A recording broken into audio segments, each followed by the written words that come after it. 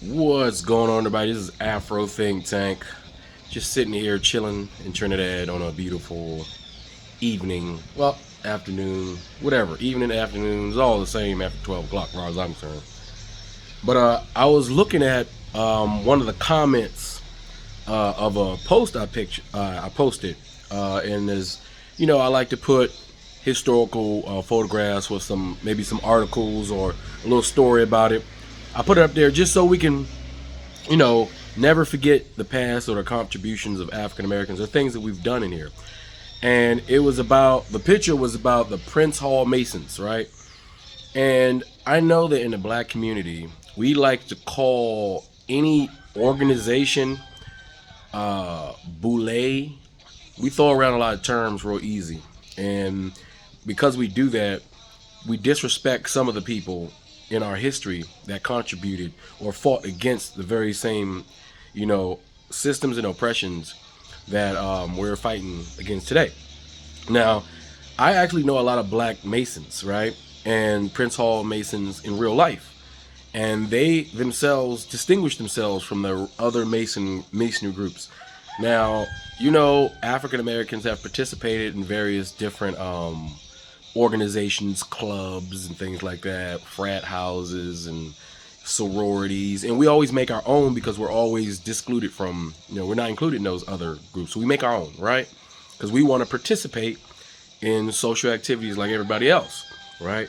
But some of us, as we judge those, because African Americans, now I think this goes for everybody. I think everybody does this. I don't think this is an African American issue, but I think that everybody kind of willy-nilly we just automatically judge based off some stereotypes or anecdotal evidence or just something we heard, right? And it just becomes the thing, right? Boule, boule, boule, boule.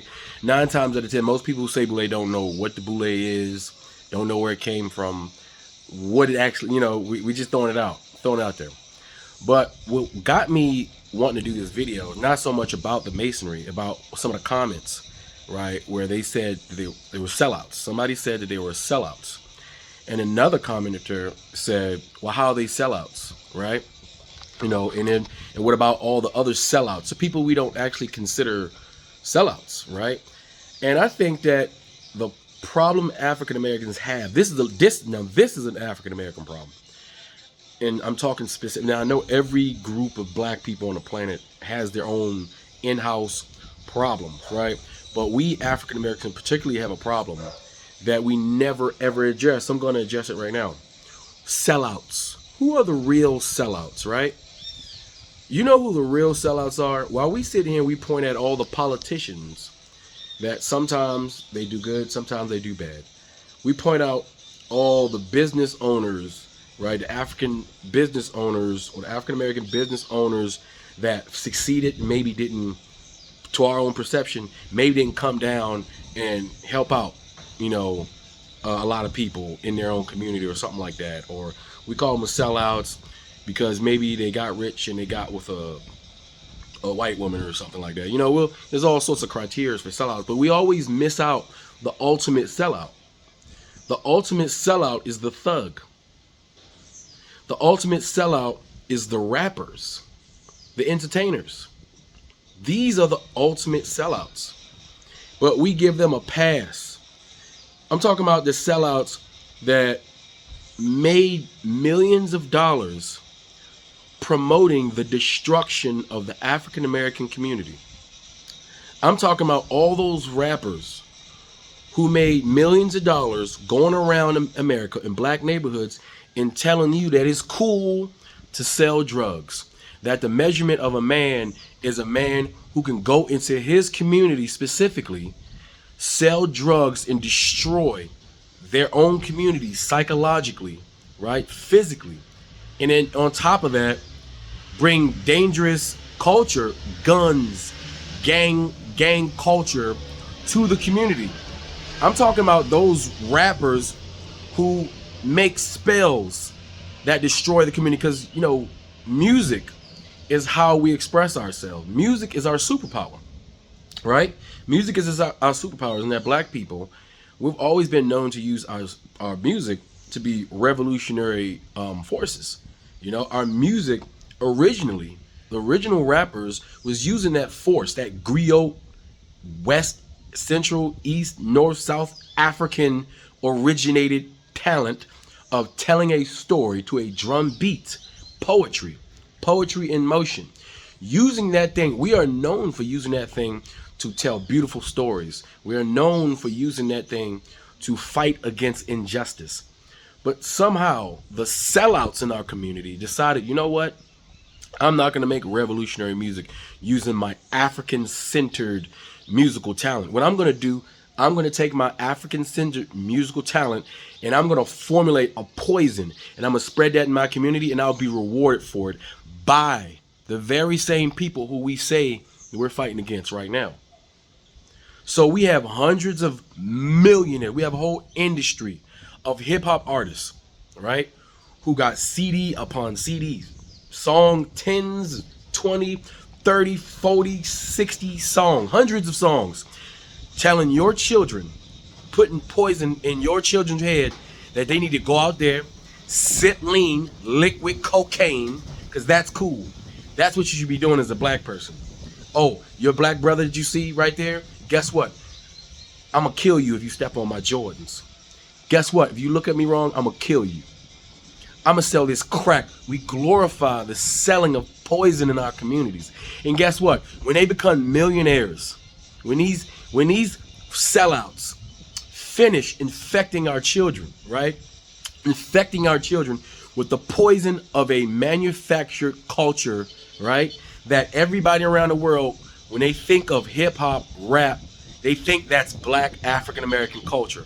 When in actuality, it's a subgenre of a music. It's a portion, subculture of African American culture. It is not even, it doesn't actually represent the totality of what it is an African American is. But because this poison has been spread with the sellouts who accept millions of dollars to do this. And then here's the thing, in the age of information, we're finding out that those very same sellouts was doing a whole lot of other things with those very same people that we consider the enemy, right? All the sexual favors, these very same sellouts, these thugs, these so-called thugs and gangsters, when they was bending the knee to, you know, the two different types of groups in America who we are being forced to bend the knee to right now, right? We know the two different forces, and I think they're the same force. One starts with a J, and the other one has all the rest of the alphabets. You get me? How many of these sellouts was on their knees at these guys' mansions, pleasing them so that they can be allowed to go into their own communities, sell poison to their communities, legitimately. So they were amateurs, and they sold actual poison to their communities. Then they got on record and sold more poison to their communities, bragging about how they used to destroy their communities. They got rewarded for millions of dollars. Then they moved out your community and they moved into those same, the J and the A, B, C, D, E, F, G community to live amongst them after that. Then, after they filled their pockets with lots of money, after they've gotten all their poison out, they've told you, after they've infected as many of our African American impressionable children who, instead of listening to revolutionary music that inspired them to go do something with their lives, instead of that, it got them bouncing up and down the road, ready to fight, keeping their head in a low vibrational setting so that if anything happens, they're ready to flick off and ruin their lives and somebody else's life. That's how that participating in the school to jail pipeline. It's the music, right? The influence. And then some of these guys, some of these sellouts got the nerve after they filled their coffers with all the blood money from destroying our communities. Then all of a sudden they want to get righteous. Now that they're rich, and now there's no consequences for the things that stay at their mouth because they safely have a nest egg and they can say what they want now. Now they want to become conscious and they want to come back to the community and say, we need to do better. We need to do this. We need to do that. After they spent 20, 30 years actively participating on the front lines of the destruction of the African American community, of the destruction of the portions of our reputation. Then they want to become brand new revolutionary speakers after they became rich, and they have no risk for the things that come out their mouth, because if they never sell another CD, they still millionaires. Their families are still rich. They're good. They're set. Now they want to all of a sudden we need to fix our communities afterwards, because there's no risk to it now. Those are the real sellouts. Yet we give those guys pass. We give the sellouts of the gangsters on the street. The sellouts are the ones that come in and because your grandma can't walk down the street. Your grandma can. I'm in Trinidad. Grandma can walk down the street. These people don't have a lot of money. Everybody in the hood, or most people in America, in our hoods, right, got more money than most of the people here. But guess what? These people, they know how to live peacefully. Now, are you saying that there's crime here? There's crime in every place. I'm talking about the glorification of the crime.